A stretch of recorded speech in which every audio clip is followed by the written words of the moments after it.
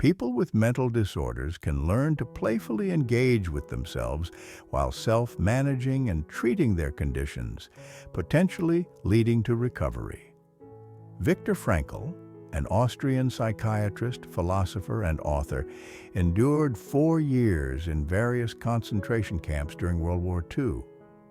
From the devastation and suffering of those years of imprisonment, he developed a psychotherapeutic approach known as logotherapy.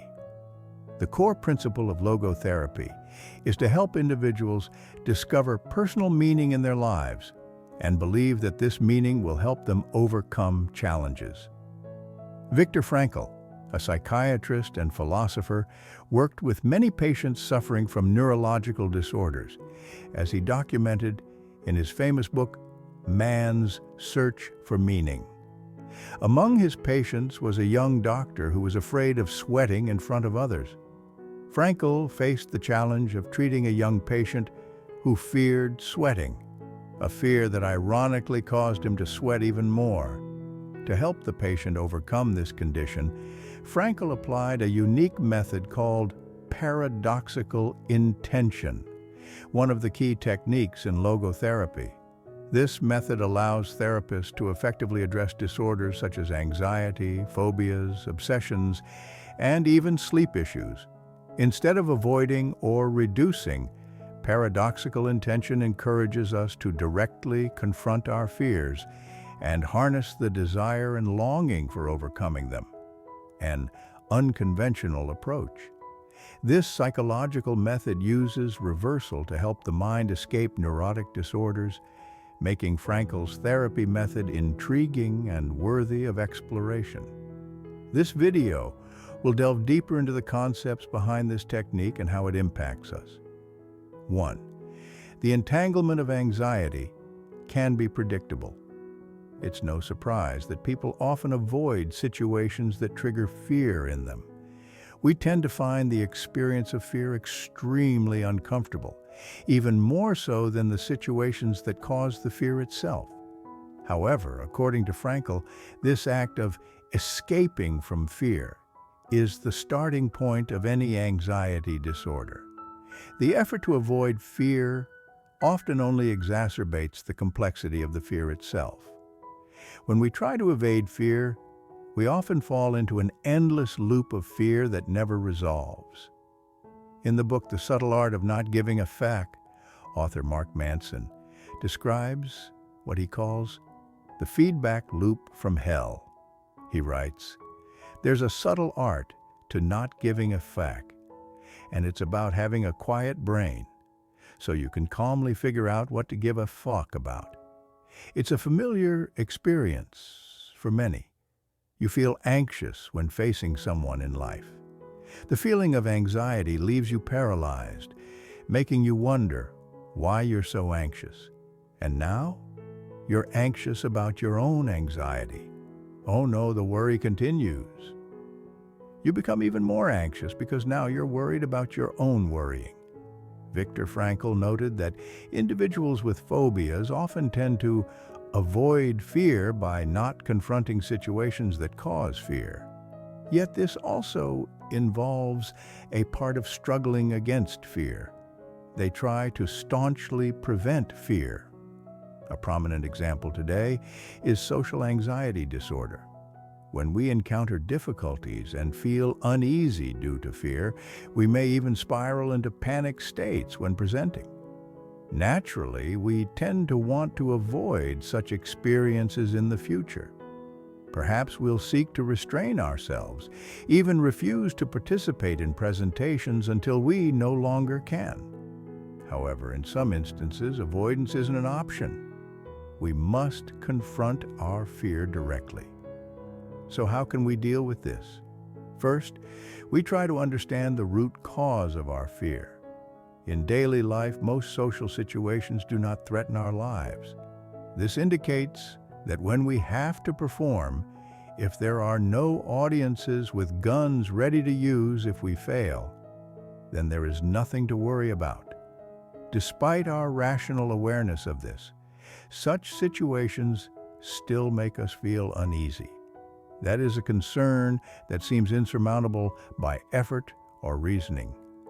According to Viktor Frankl, it is predictive anxiety.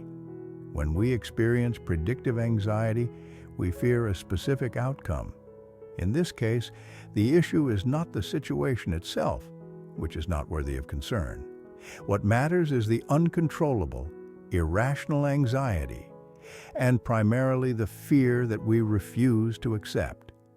Upon hearing that she would have to present in front of her colleagues, a sudden wave of overwhelming anxiety washed over the employee. She felt like a doctor sweating bullets, desperate to stem the tide of anxiety fueled by the fear that her meaning would falter and become muddled in front of her peers. However, the more she tried to resist the anxiety, the stronger it seemed to surge. This is concerning because when we exert too much effort to push back against anxiety, we inadvertently intensify it. This is an experience most people who have been through it can relate to. Struggling with anxiety often proves ineffective. Moreover, its symptoms, like trembling, dizziness, or rapid heartbeat, tend to escalate the harder we fight against them. In his book, Man's Search for Meaning, Viktor Frankl explains that struggling with fear actually increases the pressure we are facing. As illustrated in this diagram and as Frankl elucidates, pressure produces counterpressure and vice versa. Additional pressure will increase existing pressure. Once again, we find ourselves caught in this familiar loop. But the important question is, how can we break this cycle? 2. The paradox of intention. Anticipatory anxiety often results from excessive focus on a specific goal. Hyperintention is the excessive effort to achieve or prevent a particular outcome. A clear example of this phenomenon is when people try too hard to fall asleep. Initially, the issue of insomnia worsens as they intensify their efforts to solve it. Consequently, sleep problems deteriorate further, leading to increased distraction and, ultimately, severe sleep deprivation. This can seriously impact their quality of life. To break free from this vicious cycle, Frankl proposed a paradoxical initiative. As defined by Merriam-Webster, a paradox is a statement that is seemingly contradictory or opposed to common sense, and yet is perhaps true. We seek to escape anxiety in social situations, and naturally we desire to have a good night's sleep. That's a common viewpoint. However, the issue lies in this very desire. It is the source of our anxiety and tension. So, could the solution lie in, instead of striving to achieve those things, we choose a contrary path, a paradoxical approach? This paradoxical idea suggests changing our desired goals with a statement that seems contradictory. Instead of trying to escape fear, we decide to embrace it. Instead of craving sleep, we choose to stay awake as long as possible. In this way, we completely change our approach by using paradox, making us desire what we previously feared. This leads to a significant transformation, as experienced by Frankl with deeply emotional doctors. Just a little anxiety made this young man sweat profusely. To address the issue, Frankl advised him to intentionally exaggerate his sweating to surprise others with the extent of his fear. Whenever facing anxiety-inducing situations, he would tell himself, "Previously I would sweat a liter, but now I will sweat at least 10 liters." After one such session, he permanently overcame his obsession within just 1 week.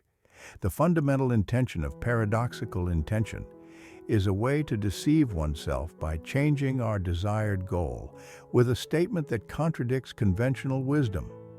However, for most people, practicing paradoxical behavior can be challenging because it seems illogical.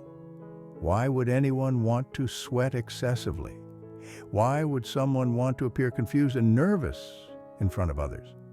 Frankl explains that this method requires us to tap into the capacity for self-liberation, a part of the humor in human nature. Therefore, we need to have the ability to not take ourselves too seriously. To achieve this, we must separate ourselves from unstable emotions and those ready to ridicule us. Furthermore, we need to be willing to accept ourselves as fools, although this may be one of the most challenging tasks. However, if this method proves effective, why not give it a try?